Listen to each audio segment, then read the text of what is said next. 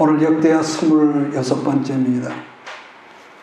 지난 시간에 우리가 살폈던 역대하 25장은 하나님께서 주신 복을 자기 힘으로 지키려 했던 어리석은 사람을 보았고, 또 그 다음에 오늘 역대하 26장은 하나님께서 그 사람에게 복을 주시는 때가 있는데, 누구든지 복 주신 것 강성할 때에 자기를 낮추면 농런한다, 오래간다는 거죠. 자, 이러한 우리가 전체적인 말씀에 제목하여서 오늘 역대하 26장을 살펴나가기로 하겠습니다. 자, 우리는 지금까지 역대하 성경을 살폈지만은 5대부터 7대, 8대, 9대왕의 패턴이 이 사람들이 한결같이 똑같았다는 점을 발견하는데, 그것은 그러니까 여호사밧의 아들 여호람 왕과 아시야 왕과 또 그 다음에 아달랴가 있었고, 또 그 아들 요아스 왕, 요아스의 아들 아마샤가, 이게 전부 다 같다는 거죠.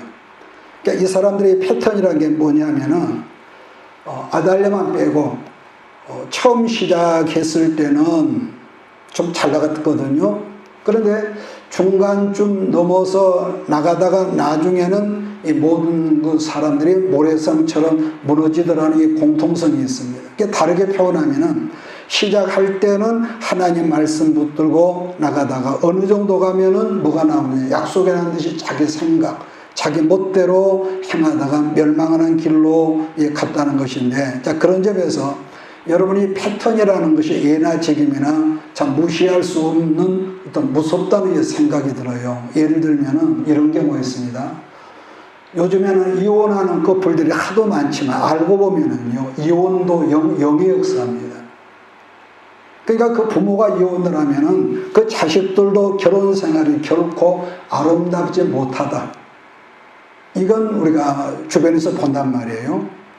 신앙생활도 또 그렇습니다. 한 번 배교했던 사람은 기회만 있으면 또 배교하고, 우리 인간관계 속에도 한 번 배신한 사람은 보면은 꼭 어느 선에 가서 꼭 사람을 배신한단 말이에요. 그러니까 이 교인들의 어떤 것도 보면은 예배 시간을 지각하는 사람들이, 물론 이 경우에 따라서는 어쩔 수 없이 그런 경우 있지만, 보편적으로는 그 패턴을 깨어버리기가 참 어려운가 봐요. 지각하는 사람들.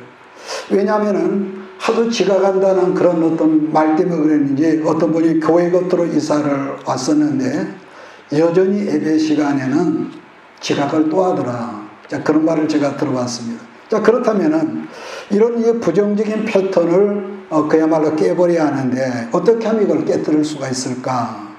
사람들은 그러죠. 결심해보라고, 각오하라고. 택도 없는 소리죠.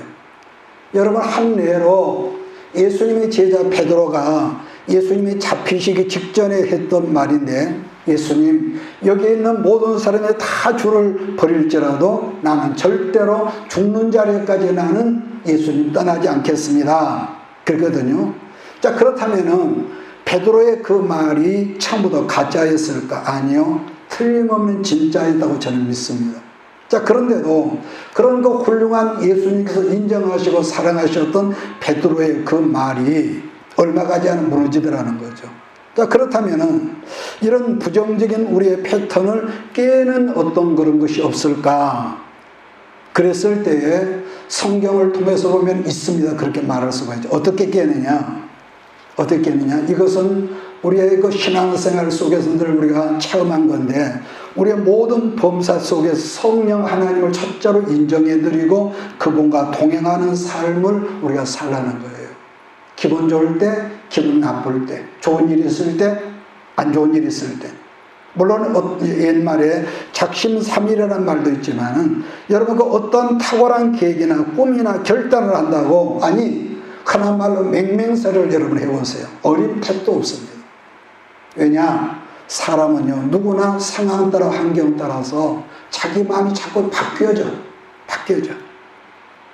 그래서 성령님과 동행한다는 게 굉장히 중요한 그런 거죠. 자, 그런 점에서 지금 본문 성경에 나타난 남왕국 10번째 우시야 왕은 그야말로 대단히 훌륭한 그런 왕으로 인정된 왕이란 말이에요.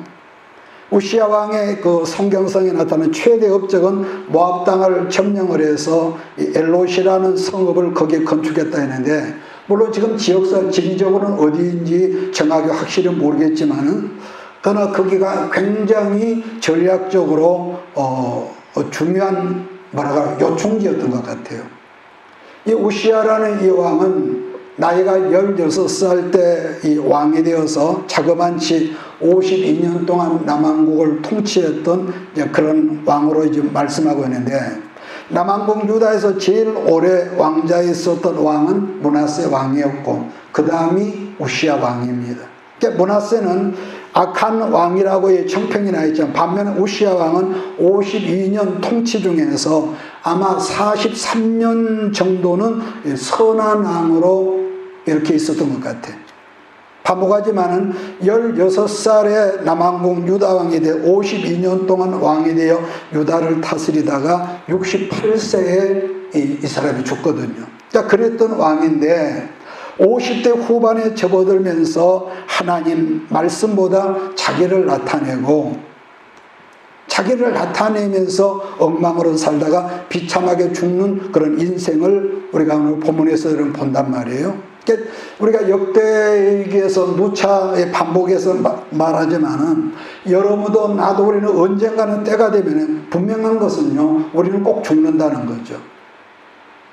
죽을 터인데, 그래서 하나님 오래 살게 해달라고 그렇게 우리가 기도하기보다는 하나님께서 우리에게 맡기신 사명을 우리가 죽는 날까지 끝까지 잘 감당하다가 죽게 해달라 기도하라는 말인데, 그러니까 그 사람이요 평생에 성령과 동행했다는 것은 다르게 말하면 뭐라고 할까, 자기에게 주어진 사명을 절대로 붙들었다는 말과 여러분 같은 말이라고 봅니다. 그러니까 사람이 그런 데서 몸이 늙는다는 것보다는요, 우리 마음이 늙으면은요, 고칠 약이 없는 것 같아. 사람 마음이 늙어버리면. 이게 사람이 늙으면 안 그래야 하는데, 이 마음이 늙은 사람들을 보면은 그렇게 아는 체를 많이 하고, 자기를 주장하고, 그러다 보니까 관계가 추해지고요. 그러므로 우리는요, 끝까지 이 세상을 떠나는 날까지 성령과 동행하고 말씀과 기도에 참여하면서 우리가 겸손하게 나를 낮춰서 우리가 주님과 동행하는 삶을 살지 않으면 어떤 누구라도 우리는 그나마리 그 밥처럼 우리가 될 수밖에 없다는 것. 그렇기 때문에 다시 말하지만 기도할 때 하나님, 나 이 세상 끝나는 날까지 변하지 않고 주님과 동행하는 그런 인생을 살게 해달라고 늘 기도하는 저와 여러분에게 주의 이름을 부탁합니다. 자, 오늘 역대하 26장 1절로 6절 말씀 보면서 오늘 간략하게 오늘 말씀을 이어나가고자 합니다. 1절입니다. 유다 온 백성이 나이가 16세 된 오시야를 세워 그의 아버지 아마샤를 대신하여 왕으로 삼으니, 아마샤 왕이 그의 열조들의 묘실에 누운 후에 우시야가 엘롯을 건축하여 유다에 돌렸더라. 우시야가 왕에 오를 때 나이가 16세라 예루살렘에서 52년간 다스리니라. 그의 어머니 이름은 여골리하여 예루살렘 사람이더라. 여러분, 본문에서 살피려는 것 첫 번째는 하나님께서요, 여러분이나 나나 어떤 사람에게도요, 각인에게 더 주신 어떤 것들이 있습니다. 저 사람보다 내가, 또 저 사람 나보다 더 조금씩 더 주시는 거 되는데, 어떤 사람은 예를 들면 타고난 건강이 있어. 그래, 일평생 동안 알아 누운 적이 없대. 또 어떤 이는 태어나 보니까 아주 부유한 가정에 태어나서 한다는 말이, 목사님 나는 일생 동안 돈 걱정해보지 않고 나는 살았습니다. 그런 분들이 있습니다. 자, 그 외에도 다 말하지 못할 정도로 남보다 나에게 하나님께 더 주신 것들이 꼭 한두 가지 있단 말이에요. 그냥 그런 점에서 남왕국 10번째 왕 우시야는 두 가지가 더 있었던 것 같아요. 하나는 오늘 본문에서처럼 그 어머니가 등장을 하고, 자, 그 다음으로는 말씀으로 이끌어주는 주의 종전 선지자가 그의 곁에 항상 멘토로 있었다고 성경은 말씀하고 있습니다. 그렇다면 본문 성경 서두인 3절에서 그 어머니를 예루살렘 사람이라며 역대기 기자가 유달리 강조한 여러분 이유가 있을 것이란 말인데, 지금까지 열왕기나 역대기에 나타난 어머니에 따라서 탁월한 왕이 되기도 했고 반면에 형편없는 왕이 되기도 했다. 자, 그걸 제가 몇 번 말씀을 했는데요. 여러분, 그래요. 중요한 것은 지구상에 수없이 많고 많은 남자들은 누구를 막론하고 아내나 어머니의 말씀과 기도에 헌신이 없으면은 우리 기독교 역사를 보더라도 작품다운 작품이 안 되었다는 공통점이 여러분 있었다는 것이죠. 자, 그래서 그런지 열왕기나 역대기 성경에서는 여자인 어머니나 아내를 더 강조한다는 것.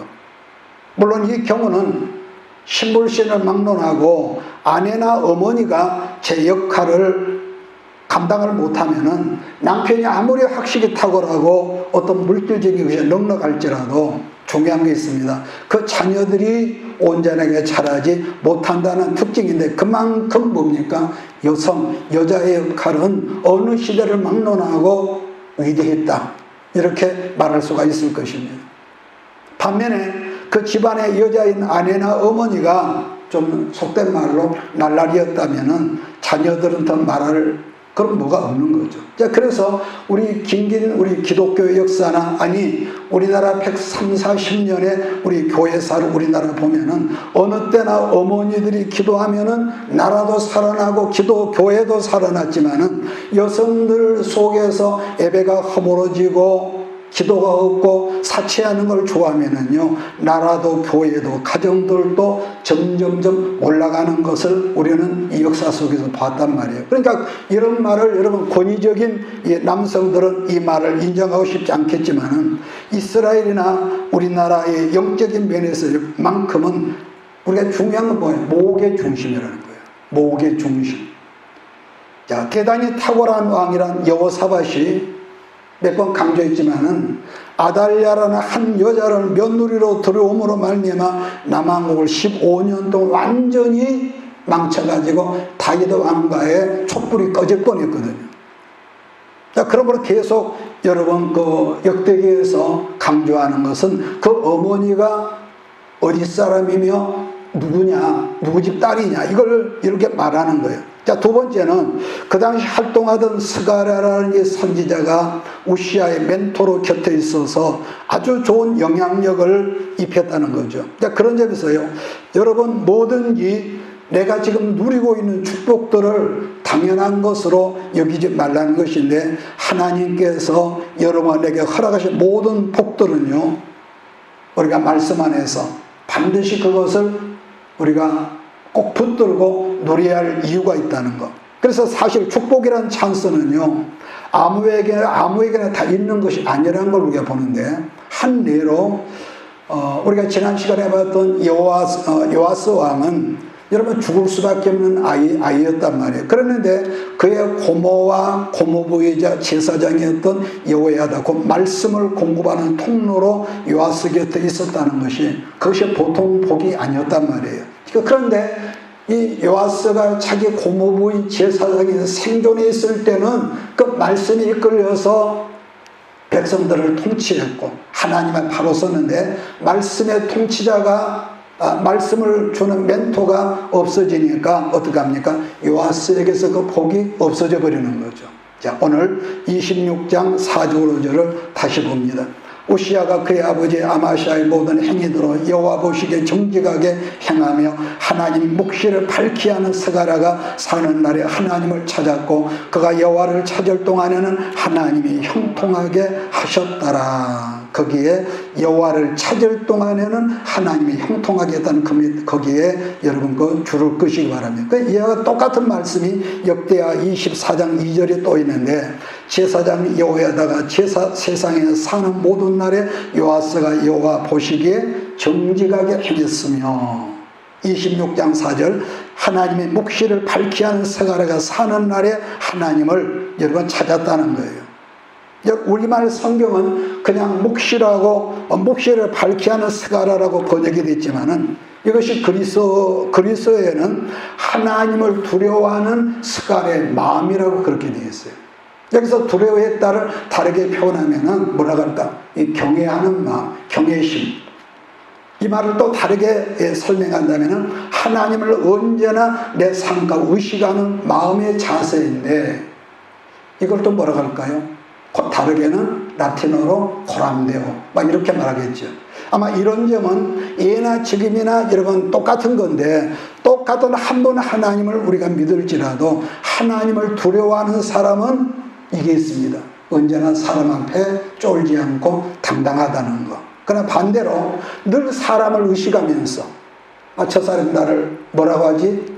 사람을 지나치게 의식하면서 사람을 두려워하는 사람은 본의 아니게도 어떻게 행동합니까? 하나님 앞에서 함부로 행동하죠.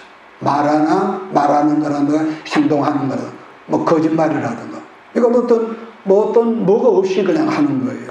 그것이 바로 뭐냐? 그 사람이 좋다 나쁘다가 아니라 하나님을 두려워하는 마음이 없으면 우리가 함부로 한다는 거예요. 자, 그래서 저는 개인적으로 그 사람이 영적 지도자라면은 교우들에게 하나님의 어미하신 거, 하나님을 두려워할 줄 아는 마음을 가르치라는 거. 근데 우리는 가끔 하나님을 사랑의 하나님, 너무 자비의 하나님만 가르치다 보니까 법이 없어. 그늘 제가 강조하지만은 부모는 우리 자녀들을 사랑하지만은 뭡니까? 법이 없는 사람은 우리 아이들을 망하게 만든단 말이에요. 그래서 요즘은요, 부모가 내 맘 들면은 아이들이 파출소에 신고하다는 그런 웃지마다할 소식을 듣습니다만은 법이 없으면 애기들이요 엉뚱한 짓거리를 해요. 제가 지난번에 어떤 분 제가 대화를 하다 보니까 선생님이 집사님인데 이 공부하는 시간에 어떤 애 뒤에 가서 누워있대. 그런데 그 애를 건드리를 못한대요. 왜냐 그러면은 인권이라는 것 때문에 금방 신고. 얼마나 지금 세상이 기가 막힌 세월이냐. 그러다 보니까 뒤에서 잠을 자든 코를 골든 선생님이 그만둔다는 거예요.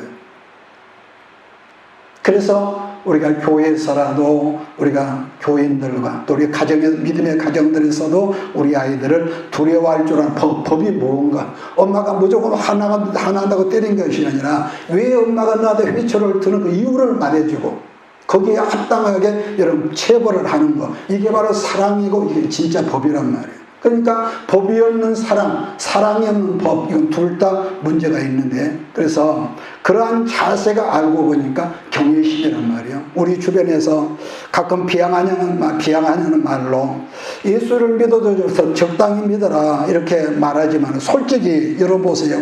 우리가 예수 잘 믿어서 망한 여러분 그런 가정이 있더냔 말이에요. 여러분 그러잖아요. 아니 선교한다고 그 가정이 망한 여러분 그런 가정이 있었습니까? 정말 우리 하나님은요 구약이나 신약이나 빚을 지고는 여러분 견디지 못하시는 분이라는 것인데, 예를 들면 우리가 신약에서 예수님이 대속제물로 이제 십자가 지고 올라가다가 너무 힘에 붙여서 쓰러질 때에 로마 군병들이 구경 나온 구린의 사람 시몬을 붙잡아다가 억지로 십자가를 짊어지겠지만은 그러나 그 공로를 우리 하나님이 잊지 아니하시고 그의 가정과 그의 자녀들을 복을 주셔서 나중에 보니까 초대교회 위대한 일꾼으로 쓰시고 심지어는 사도 바울도요, 사도 바울의 편지서에 보니까 시몬의 아내를 일컬어서 그는 내 어머니라고 이런 말을 했더라는 것이죠. 그래서 예수를 믿어도 잘 못 믿어서 망하지 바르게만 믿으면은 우리 하나님이 그에게 복 주시고 싶어서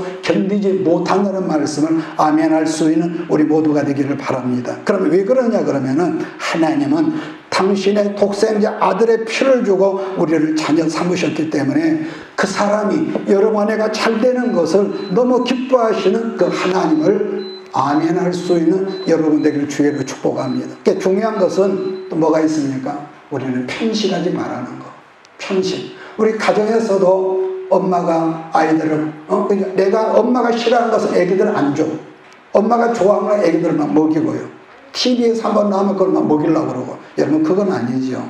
중요한 것은 어떤 음식도 성경도 어느 한 가지만 꼭 집어서 한 것보다도 골고루 구약도 신약도 골고루 편식하는 것은요 그 건강한 신앙이 아니죠. 어떤 사람은 항상 말씀만을 주장하지만은 보면은 어용학적 수준이라고. 어용학자. 어떤 이는 반면에 기도해야 산다면 늘 기도 이런 말은 그 말이 틀린 건 아니지만은 말씀이 뒷받치면 기도 생활은 거의 단골의 수준이라는 거죠. 그래서 편식하는 신앙이 우선 객관적으로 보는 겁나게 뜨겁게 보이고 굉장히 여러분 열심 있게 보이지만은 편식은 위험하다는 거예요. 편식, 나쁘다 좋다가 아닙니다. 위험해요. 두 번째로는 하나님이 도우셨다라고 했는데, 여러분 기회가 주면은, 일단 하나님께서 여러분 삶 속에 기회가 주어주면은, 그 기회를 놓치지 말라는 거죠. 자, 지금 거기에 대한 말씀인데, 사무엘하 8장이나 역대상 18장 말씀 보면은 뭐가 있냐면, 다윗이 어디를 가든지 하나님이 그로 이기게 하셨다는 말씀이 있듯이, 지금 하나님께서 역대하에서 우시아를 도우셔서 계속해서 그야말로 정신없이 우시아를 이기겠다는 말씀이 있습니다. 6절로 8절을 제가 읽습니다. 우시아가 나가서 블레셋 사람들과 싸우고 가드 성벽과 야분의 성벽과 아수도 성벽을 헐고 아수도 땅과 블레셋 사람들 가운데 성읍들을 건축하며 하나님이 그를 도우사 블레셋 사람들과 구르바를 거주하는 아라비아 사람들과 마온 사람들을 치게 하신지라. 암몬 사람들이 우시아에게 조공을 바치며 우시아가 그다음 뭐죠? 매우 강성하여 이름이 애굽 변방에까지 퍼졌다라고 그랬습니다. 그러니까 한마디로 뭐라고 할까요? 하나님께서 우시아를 엄청 세게 만들어 주셨다, 이렇게 보는 거죠. 그런데 그걸로 끝이지 않거든요. 망대를 세우고 각 지역의 웅덩이, 저수지를 만들었대요. 저수지를 만들고 농지를 개발하고. 자, 그러면은 9절부터 우리가 12, 15절을 한번 같이 읽읍시다. 우시아가 예루살렘에서 성 모퉁이 문과 골짜기 문과 성부비에 망대를 세워 견고하게 하고, 또 광야에 망대를 세우고 묵릉덩이를 많이 파고 고원과 평지에 가축을 많이 길렀으며, 또 여러 산과 좋은 밭에 농부와 포도원을 다스리는 자들을 두었으니 농사를 좋아하였더라. 우시아에게 또 싸우는 군사가 있으니 서기관 여이엘과 병영장 마세야와 직접 조사한 수요대로 왕이 지간 하나냐의 휘하에 속하여 때를 지어 나가서 싸우는 자라. 족장의 총수가 2600명이니 모두 큰 용사여 그의 휘하에 군대가 30만 7,500명이라. 건장하고 싸움에 능하여 왕을 도와 적을 치는 자이며, 우시아가 그의 온 군대를 위하여 방패와 창과 투구와 갑옷과 활과 물맷돌을 준비하고, 또 예루살렘에서 재주 있는 사람들에게 무기를 구하게 하여 망대와 성곽에 도어 화살과 큰 돌을 쏘고 던지게 하였으니, 그의 이름이 멀리 퍼지면 기이한 도심을 얻어 강성하여 짐이었더라. 여러분 15절 말씀에 기이한 도심이란 말씀에 여러분 거기에 여러분 좀 꺼놓기를 바랍니다.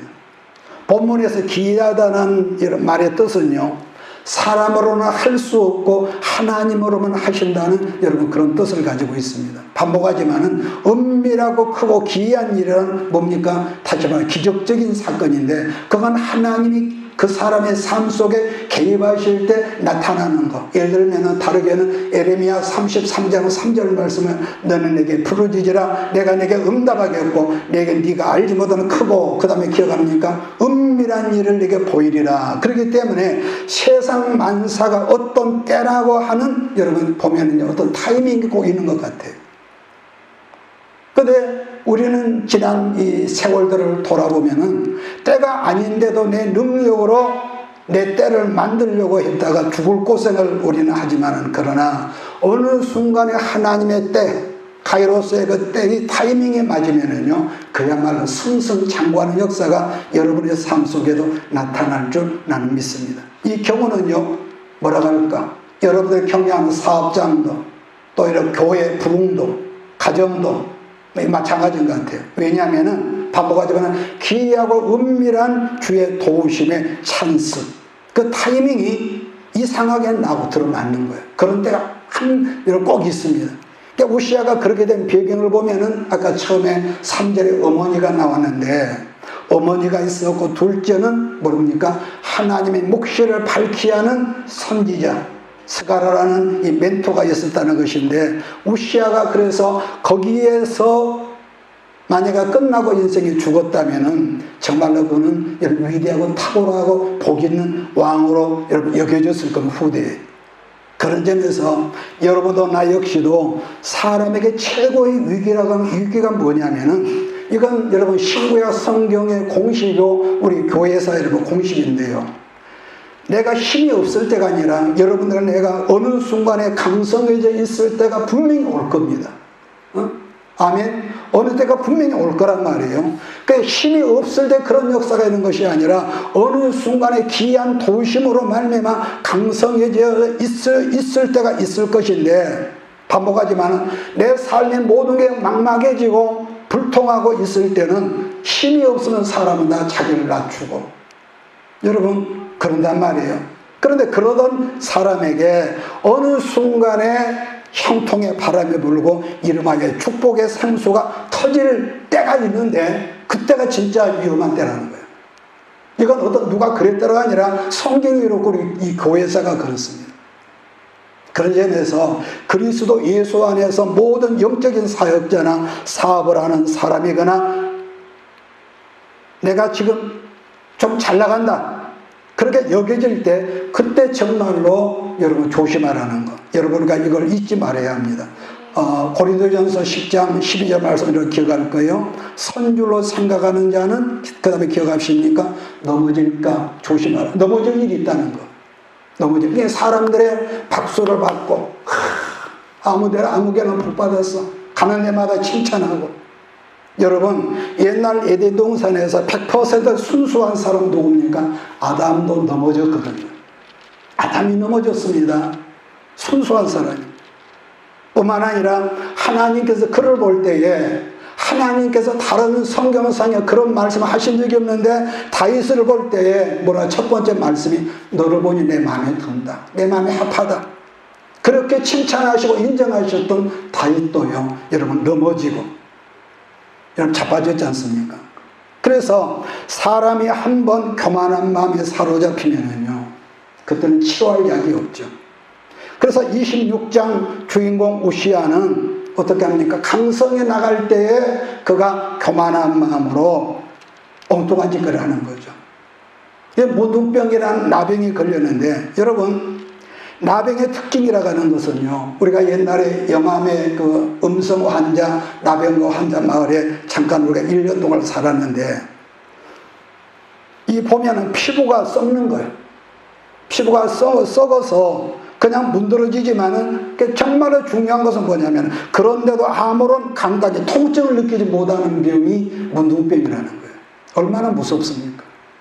그때만 해도 30년 훨씬 전이니까 연탄을 떼가지고 방을 여러분 보온을 했는데, 너무 뜨거워서 엉덩이나 발꿈치가 데어가지고 타가지고 진물이 흐르는데도 통증을 몰라. 그래서 옛부터 성경은 말하기를 영적으로 교만한 사람을 문둥병 걸린 사람이라고 지칭을 해요. 그러니까 일단 우리 마음에 교만이 걸리면은 나를 부풀리고 과장하라고, 다른 사람 말을 듣지 않으려고 그런 거예요. 그래서 아까 말한 것을 봅니다마는, 우시아 왕이 68세를 살았는데 그냥 한 58세쯤 여러분 살다가 죽었다면은, 그때 죽었다면 정말로 잘 살고 여러분 잘 죽은 사람이었을 텐데, 그때부터 58세 이후에 거의 10년여 동안을 문둥병에 걸려가지고 별궁에 갇혀서 그야말로 비운의 왕으로 죽은 이 왕이 우시아란 말이에요. 그러니까 지난 시간에도 언급했지만은, 그래서 사람이 여러분 오래 산다는 거, 이거 보관입니까? 근데 오래 산다는 게 대수는 아니더라는 거. 그래서 여기서는 나 역시도 기도합니다만은, 여러분도 기도할 때 이 기도를 하십시오. 주님, 이 세상 끝날까지 주님 앞에서 내 것으로 살지 않고 오직 주님 주시는 것으로 청지기로만 살게 하여 주옵소서. 이런 기도가 여러분에게 꼭 있어야 할 것입니다. 그러니까 우리 예수님께서 말씀한 부자는 하늘나라에 못 들어간다는 말씀하셨죠. 예수님께서 말씀한 부자라는 건 뭐냐? 자기 것으로 사는 사람이에요. 자기 것, 내 것으로. 그런데 예수님이 가난한 사람이라는 것은 내 것이 아니라 주님 주신 것, 어떤 것도 내 것이 아니라 주님께서 잠시 내게 맡기신 것, 주님 것으로만 사는 사람이라는 건데, 그걸 다르게 말하면 청지기적인 인생을 사는 사람, 이렇게 말씀하는 거죠. 그래서 사람은요, 남보다 내가 나이가 많다고 내가 성화가 되거나, 내가 남보다 기도를 많이 했다고 예수님을 닮아가거나 착해지거나, 여러분 그건 아니더라는 거죠. 그러니까 반복하지 나 자신을 보더라도 어느 순간에요, 어느 순간에 말씀이 내 안에서 흐려지고 성령님의 어떤 그런 거 의지하지 않으면요, 이상하죠. 그것은요, 절로 나도 몰래 꼰대가 되는 것 같아요. 꼰대가.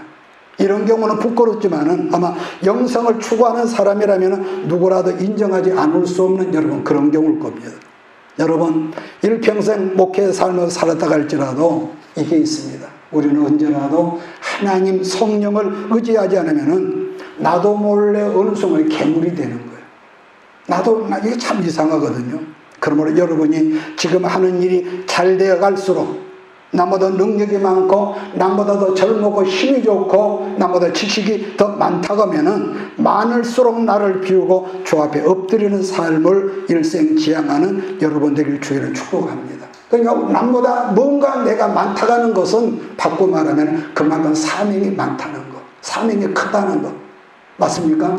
그 사명자니 나를 위해서 하나님께 내게 어떤 많이 주신다겠다. 그건 나를 위함이 아니라니까. 나를 위함이라면 그때부터 그 사람은 여러분 고인물이 돼서 썩어서 냄새가 나는 거죠. 옛말에 빈집에 우환이라는 말이 있듯이 옛날에는 돌로 된 집이 뭐였습니까? 하나님이 계시는 성전이라고 그랬습니다.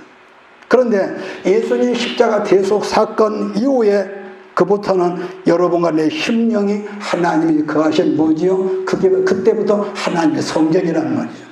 그래서 예수님 말씀이 이런 말이 있죠. 성전된 우리 안에 생수의 말씀이 어느 때부터 가뭄이 들면은 도둑놈이 들어요. 도둑놈, 우리 심령 속에. 그랬었는데 어느 날 본래 주인이었던 말씀이 생수가 다시 들어왔던 모양이죠. 그 말씀을 예수님은 누가복음 11장 24절로 26절에서 이렇게 말씀을 하죠. 더러운 귀신이 사람에게서 나갔을 때에 물없는 곳으로 다니며 쉬기를 구하되 얻지 못하고 이에 이르되 내가 나온 내 집으로 돌아가리라 하고 가서 보니 그 집이 청소되고 수리되었거늘 이에 가서 저보다 더 악한 귀신 7을 데리고 들어와서 거하니 그 사람의 나중 형편이 이전보다 더 심하게 되느니라. 여러분 신앙생활이라 우리가 신앙생활이라고 말하듯이요, 생활이 없는 신앙은요 종교입니다. 이걸 우리가 구분을 해야 하거든요. 생활이 없는 신앙은요 종교. 나는 여러분의 가정에서나 일터에서 언제나 기도하는 소리, 찬양하는 소리, 가족들이 하루를 마치고 잠깐이라도 둘러앉아 성경을 읽는 소리가 여러분의 가정에서 흘러넘치기를 주의로 축복합니다. 그래서 여러분과 내가 능력자가 아니라 특이한 것은요, 여러분과 우리들 심령 안에 말씀의 강수가 늘 흐르면은, 말씀은 아까 물이라고 그랬단 말이에요. 이 말씀의 강수가 늘 흐르면은 귀신이 거주할 공간이 없어진다는 거예요.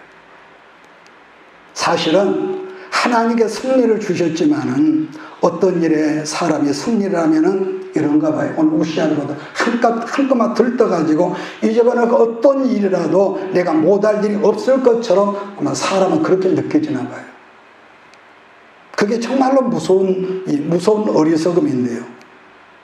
이들 말처럼요, 사람에만 여러분 착각을 하기 시작하면은 커트라인이 없다는 말처럼 우시아 왕이 하는 것마다 하나님께 도우시니까 나중에 어떻게 합니까?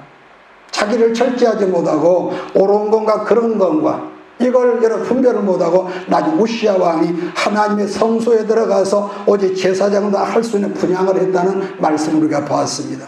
과거 사울처럼 그걸 보던 제사장들이 우리로 몰려와서 왕님 그러지 마세요. 그랬더니 뭐라고 합니까? 제사장들에게 화를 벌컥 냈다는 거 아니겠습니까? 여러분 우리가 신앙생활을 잘하면서도 문득 화낼 때가 왜 없겠습니까? 가깝게는 부부지간에 여러분 있겠죠? 교회에서도 그런 일이 있고요. 그때 나를 상대방이 무시하는 것처럼 보이고 목사님이 나를 왕따시키는 것처럼 느껴지고요. 그런데 말입니다, 우리가 주의 일을 하면서 교회 일로 화가 날 때가 정말로 위험하다는 것을 여러분은 잊지 말아야 합니다. 여러분 이건 그냥 하는 말이 아닙니다. 그 사람이 주의 일을 하면서 화를 낸다는 것은요, 오늘 본문에서는 이건 망할 놈의 징조라. 왜냐? 그건 교만에서 나온단 말이에요. 교만에서.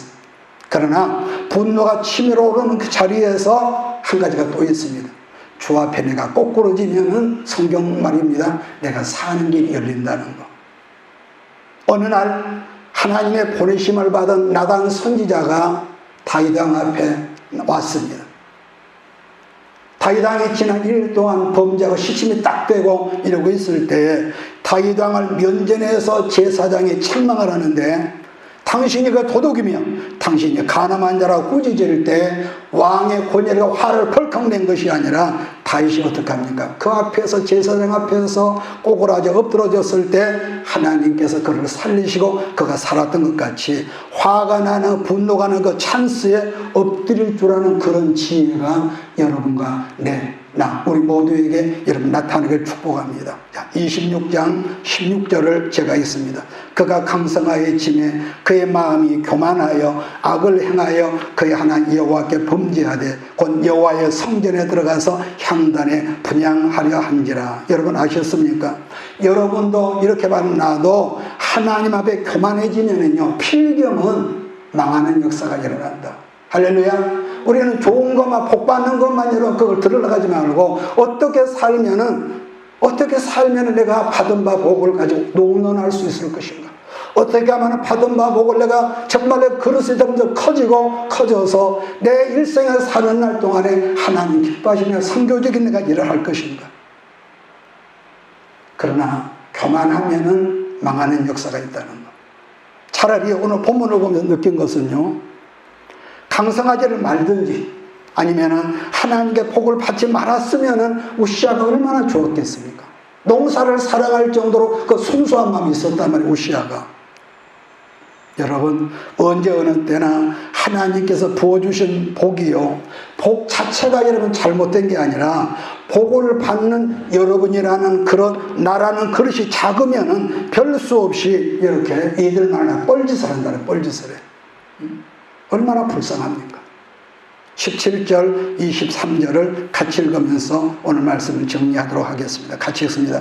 제사장 아사랴가 여호와의 용맹한 제사장 80명을 데리고 그의 뒤를 따라 들어가서 우시아 왕 곁에 서서 그에게 이르되 우시아여, 여호와께 분향하는 일은 왕이 할 바가 아니요 오직 분향하기 위하여 구별받은 아론의 자손 제사장들이 할 바니 성소에서 나가소서. 왕이 범죄하였으니 하나님 여호와에게서 영광을 얻지 못하리이다. 우시아가 손으로 향로를 잡고 분향하려 하다가 화를 내니 그가 제사장의 화를 낼 때에 여호와의 전 안 향단 곁 제사장들 앞에서 그의 이마에 나병이 생긴지라. 대제사장 아샤라와 모든 제사장이 왕의 이마에 나병이 생겼음을 보고 성전을 급히 쫓아내고 여호와께서 치심으로 왕도 속히 나가니라.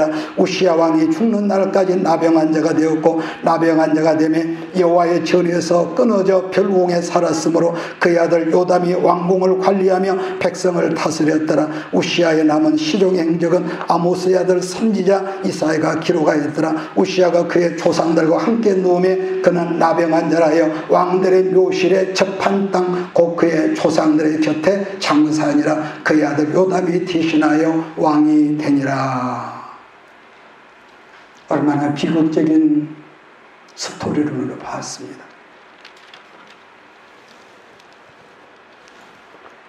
여러분, 이 세상의 모든 죄주들은, 목회자들의 비전이라면은 나름 자기의 뜻을 펼치고자 하는 그것 아니겠습니까? 그런데 말입니다. 엄밀히 말해서 자기는 비전이라 말하고 자기는 꿈이라 하지만은 정말로 하나님께서 주신 비전인지 뜻인지 아니면은 자기 욕심으로 말하면 꿈인지 그걸 어떻게 알겠냔 말이에요. 그런데 사실 내가 나를 보더라도요, 하나님께 내게 어떤 걸 벌써 허락하셨을지라도 내 어떤 의지를 가지고 펼치거나 내 꿈을 펼치라면은 사람이 이게 조급해집니다. 참 이상하거든요. 그게 조급해져.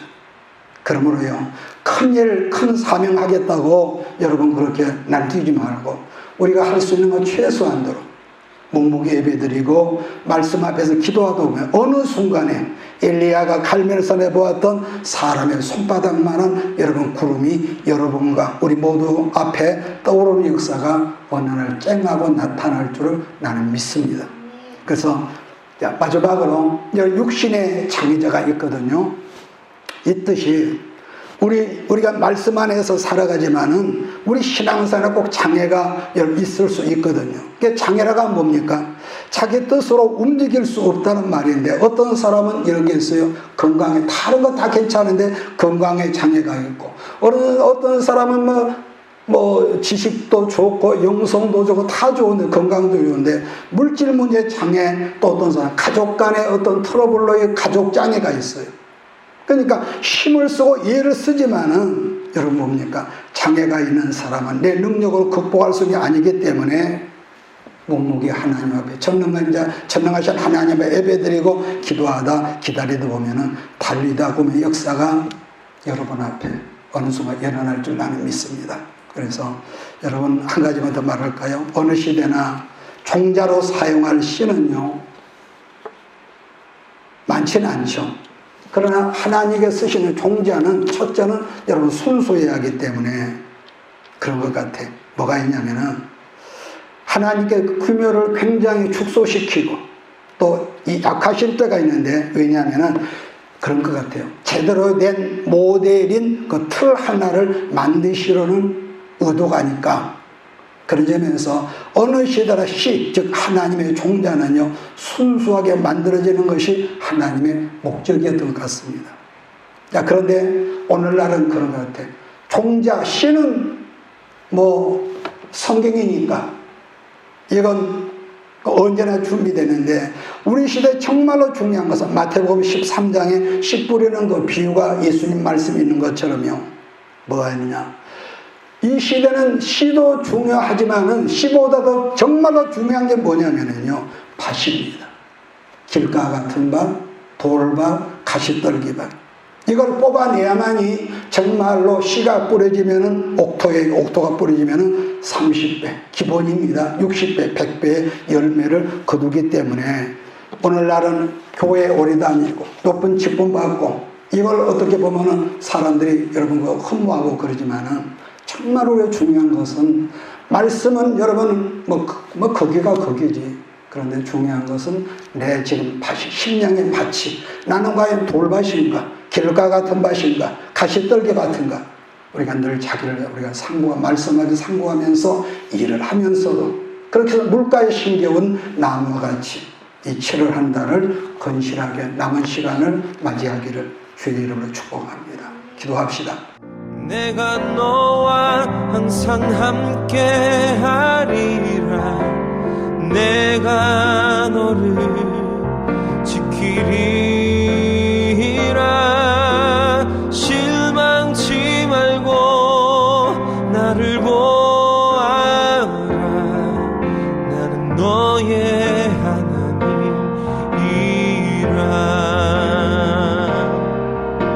실망치 말고 나를 보아라.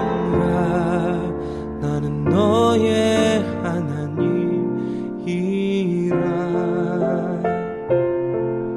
나는 너의 하나님이라.